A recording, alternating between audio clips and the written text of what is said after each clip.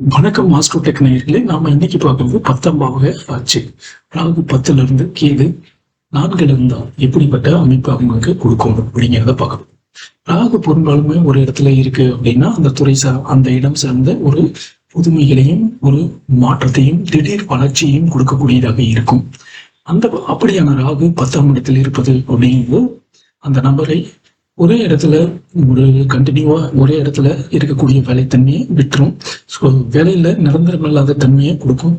அதே போல அவங்களுக்கு வந்துட்டு சமூகம் டிஜிட்டல் சார்ந்த ஸ்கில்ஸ் இருக்கும். அடிக்கடி வேலை மாறுறது, தனக்குன்னு ஒரு சுயமான ஒரு அடையாளத்தை உருவாக்கணும் அப்படிங்கிற ஒரு தொழில் பாதையை உருவாக்கி கொடுக்கறது இந்த ராகு தான். ஸோ இவங்க வந்துட்டு தன்னுடைய ஸ்கில்லை டெவலப் பண்ணிக்கிறது, கண்டினியூவா டெவலப் பண்ணிக்கிறது, மேம்படுத்திக்கிறது, அதை வந்துட்டு இன்றைய நவீனமயமாக்கப்பட்ட உலகமயமாக்கப்பட்ட தொழில்நுட்பத்தோட கனெக்ட் பண்ணி இன்னைக்கு சொசைட்டிக்கு தேவைப்பட்ட மாதிரி செயல்படுறது எப்படிங்கிறது உங்களுக்கு எளிதாகவே வந்துடும். அதே மாதிரி இந்த ராகு திடீர்னு ஒரு புகழ் யோகத்தையும் கொடுக்கக்கூடியவர்களாக இருப்பாங்க. அவங்களுக்கு சமூக ஊடகங்கள்ல சோசியல் மீடியாவில் திடீர்னு ஒரு வைரலான நிகழ்வுகள் அல்லது அந்த மாதிரியான இடங்கள்ல இவங்களுடைய பேரு திடீர்னு எதிர்பாராத விதமா புது அங்கீகாரத்தையும் பிரபலத்தன்மையும் கொடுக்கறதா இருக்கும்.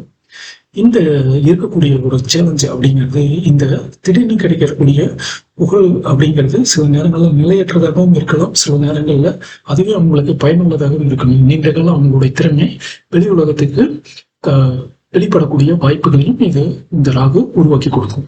ஸோ இதனால இந்த அழுத்தத்தை கையாளுறதுங்கிறது கொஞ்சம் கேர்ஃபுல்லா இருந்தா அவங்க வெளியில தச்சு வாழ்க்கையை வெற்றிகரமா நடத்திக்க முடியும்.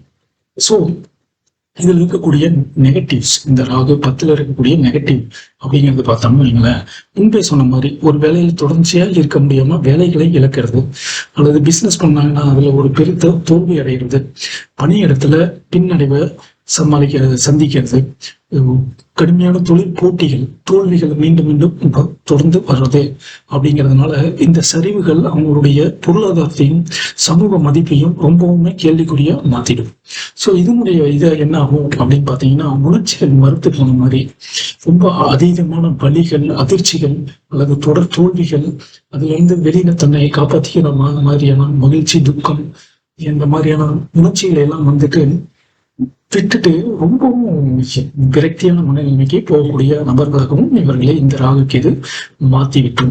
ஸோ இதுல இருந்து நம்மளை காப்பாத்திக்கணும் அப்படின்னோம்னா அந்த வழியை, அந்த ஏமாற்றத்தை நாம கொஞ்சம் அங்கீகரிக்கணும், அனுமதிக்கணும்.